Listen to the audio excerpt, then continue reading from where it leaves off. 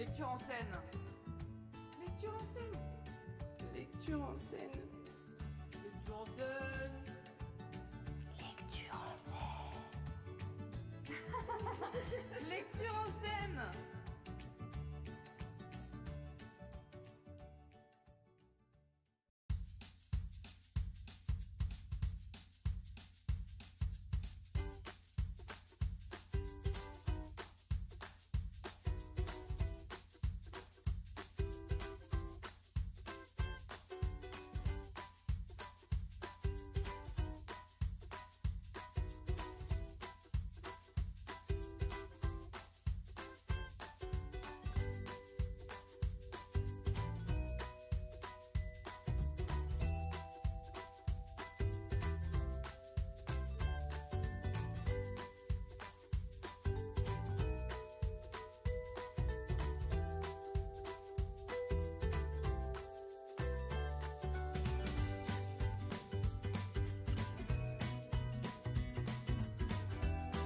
Bonjour, je m'appelle Delphine Epner, je suis co-responsable de la bibliothèque de Marcoing.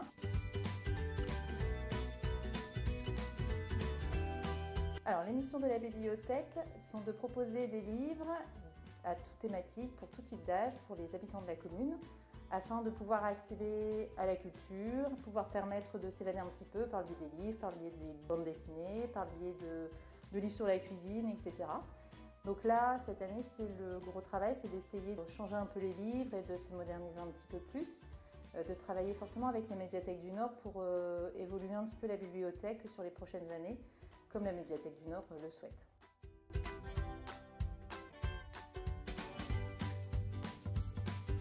Nous sommes ouverts le mardi de 16h à 18h.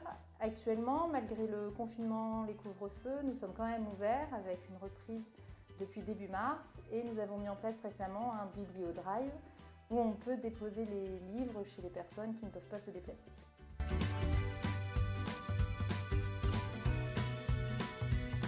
Donc notre jolie bibliothèque est située dans notre belle commune, juste à côté de l'école primaire.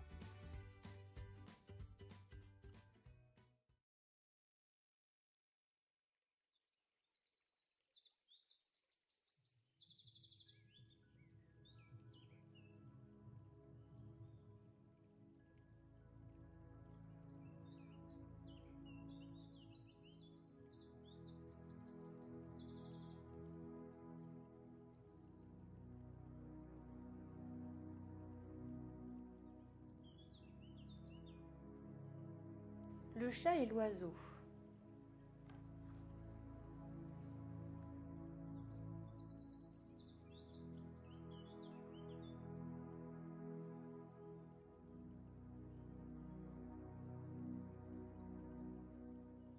J'avais tout pour être heureux, dans ma maison au volet bleu.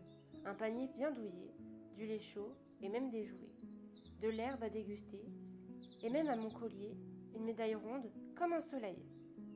Pourtant mon nom gravé.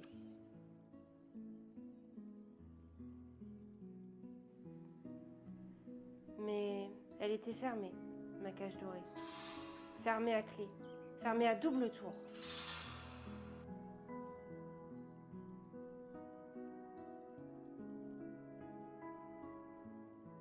Alors, du matin au soir et du soir au matin, couché à la fenêtre, moi, je rêvais.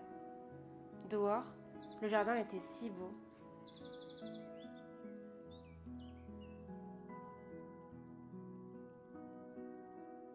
En fermant les yeux, je retrouvais l'odeur des châtaignes, les feuilles rousses de l'automne, le tapis de mousse si doux sous mes pattes, l'eau du ruisseau qui clapotait. Et perché en haut d'un arbre, toi qui chantais, beau, à croquer. Longtemps, je t'ai admiré en me léchant les babines, car il faut bien l'avouer, j'avais envie, grande envie même, de t'attraper. Un coup de griffe, un coup de croc et crac! Déjà, je te voyais fond dans mon estomac. Pour de bon, pour toujours. Mais en moi, quelque chose était plus fort encore que le désir de te croquer. Au fond, plus que tout, je t'enviais. Tu étais libre, toi.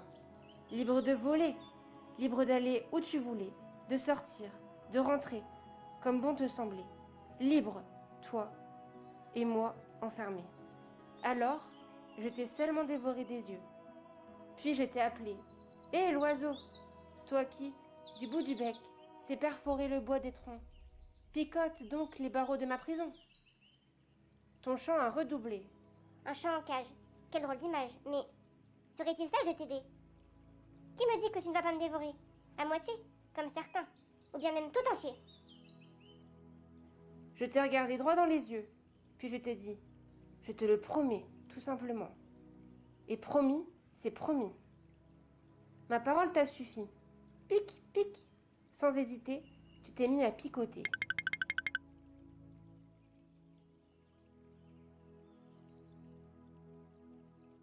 Un peu plus tard, derrière toi, je me faufilais sur le toit de ma maison aux volets bleus.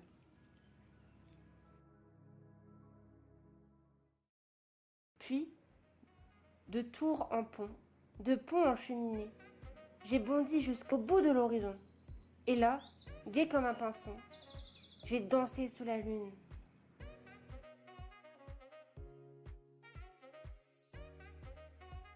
Merci, l'oiseau. Jamais je ne t'oublierai. Ton portrait est désormais gravé dans ma mémoire, pour de bon, pour toujours.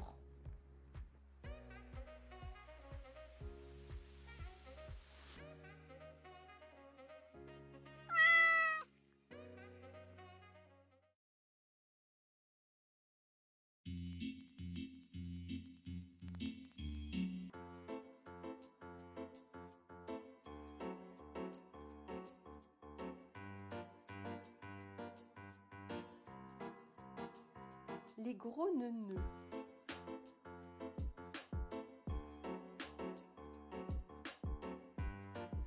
Les gros neuneux habitent sur la planète Grobix. C'est un endroit charmant, recouvert de sacs plastiques et d'un tas de trucs qui ne servent à rien.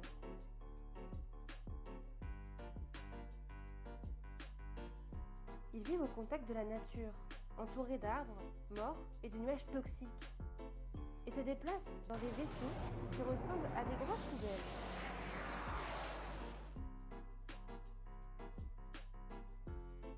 Voici Grota et son frère Gronigo. Ce sont des enfants gros neuneux, comme les autres. Ils mangent du caca et des crottes de nez.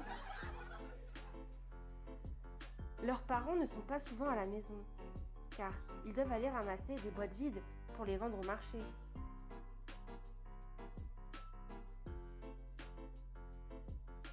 Les enfants gros neuneux adorent jouer avec des cailloux, mais ce qu'ils préfèrent, c'est creuser des trous.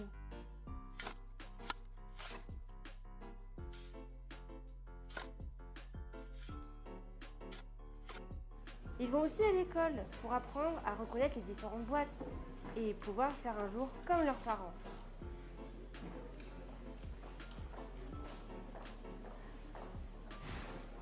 Lorsqu'ils ont un peu de temps libre, les parents emmènent leurs enfants au zoo.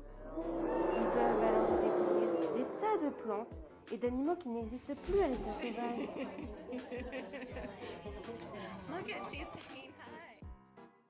Le soir, les gros neuneux se rassemblent devant la photo de leur roi, Gros Pif Premier, et font des prières. Puis, ils vont se coucher et s'endorment en bavant. Pendant les vacances, les gros neuneux recherchent plutôt la tranquillité et choisissent de voyager vers d'autres planètes.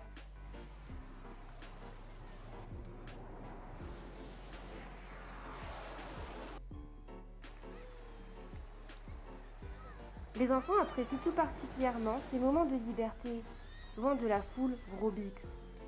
Ils passent des heures à jouer sur la plage et à barboter dans l'eau. Devenus adultes, ils garderont de cette période un excellent souvenir.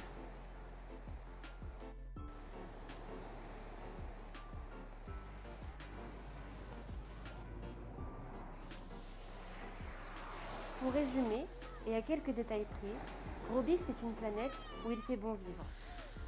Ce n'est d'ailleurs pas pour rien que les gros neuneux y ont élu domicile. Ils ne sont peut-être pas très intelligents, mais ils ne sont pas non plus complètement fous.